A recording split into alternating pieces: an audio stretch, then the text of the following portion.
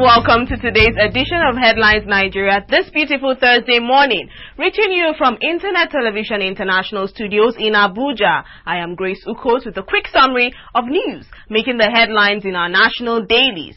Join me as we take a look at the first paper for today. This day newspaper says, Jonathan ponders cabinet reshuffle. President Goodluck Jonathan will reshuffle his cabinet any moment from now. The shake-up, which is expected to be minor, will affect at least 3 key ministries. Amended constitution needs no assent, House insists, is also seen in this day newspaper. The House of Representatives has again reaffirmed its position on the controversy trailing the amendment of the 1999 constitution, insisting that presidential assent is not required to make the amendment of the constitution a reality. Next newspaper says federal civil servants protest competency test. Hundreds of senior federal civil servants yesterday barricaded the entrance of Cham City in Abuja, preventing the scheduled registration for their post-training competency assessment tests.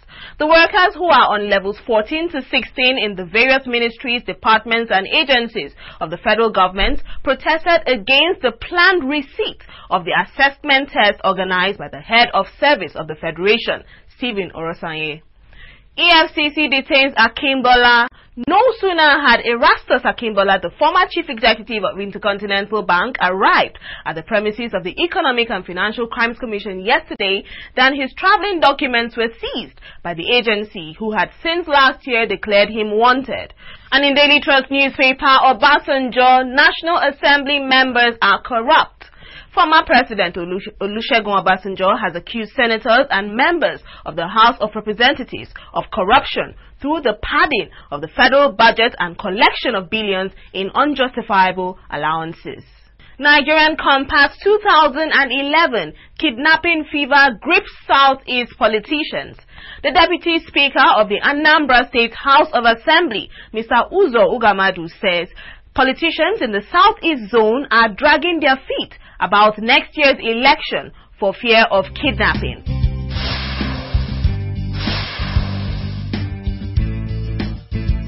And in politics, Nigerian Compass, PDP sacks Abia Exco to pave way for Orji. In a move seen as paving the way for Governor Theodore Orji of Abia State to defect to the People's Democratic Party, the party's National Working Committee wielded the big stick against its chapter in the oil-rich Southeast state yesterday. It sacked the State Executive Committee. INEC, Jega didn't ask for 84 billion naira. The Independent National Electoral Commission has denied reports that its national chairman, Professor Atahiru Jega, has jacked up the voter registration budget to 84 billion naira. It described the insinuation that Jega added 10 billion naira to the 74 billion naira requested from the federal government for the exercise as misleading. And in Punch newspaper, we see zoning. Niger Delta youths fault northern governors. The Niger Delta Youth Parliament has condemned the position of 10 governors in the northern part of the country who voted for the adoption of zoning of political offices. The group described the stand of the 10 governors at the recent Northern Governors Forum as a clear indication that they were not in support of a Goodluck Jonathan presidency in 2011. Babangida warned supporters on 2011 elections is seen in Next newspaper.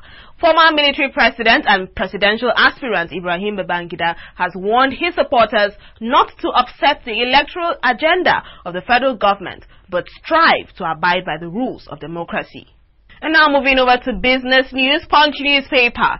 Okereke Onyuke removed as NSE boss. Barely a month to the end of her tenure, the Group Chief Executive Officer, Nigerian Stock Exchange, Professor Ndi Okereke Onyuke, has been removed from office by the Securities and Exchange Commission. NITAL, federal government may spend 51 billion naira to lay off workers. The federal government may spend 51 billion naira to lay off 4,000 workers of the Nigerian Telecommunications Limited, going by the recommendations of a committee chaired by the Minister of Labour and Productivity, Chief Emeka Wogu. Daily Trust newspaper, Jonathan appointed NAT head illegally. The appointment of a new executive secretary of the Nigeria Extractive Industries Transparency Initiative might have been done in breach of the law because the president did not receive any recommendation for the appointment from the governing board as required by the NEITI Act. Jonathan on Monday fired the former executive secretary Haruna Said and replaced him with Zainab Ahmed. And in next newspaper, Lagos Airport gets new cargo complex. Following series of complaints by clearing agents at their air cargo shed of the Murtala Mohammed International Airport, Lagos, the Nigerian Aviation Handling Company on Tuesday announced plans to build a cargo complex at the airport.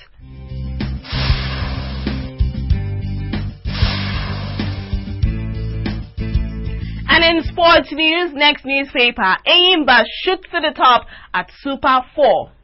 Nigerian League champions Ayimba have shot to the top of the standings at the Super 4 tournament following their lone goal victory over Sunshine Stars of Akure at the Gateway International Stadium in Ijebu-Ode.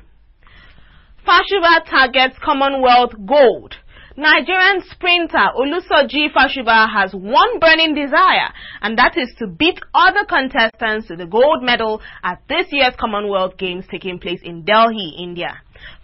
Punch newspaper, pay me my money, Emetuele begs Heartland. Sacked Heartland coach Kelechi Emetuele has asked his former employers to pay his entitlement.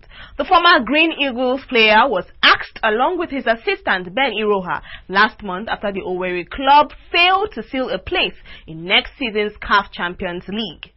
And with this, we've come to the end of the program. Log on tomorrow for yet another edition. I am Grace Ukot. Thanks for logging on.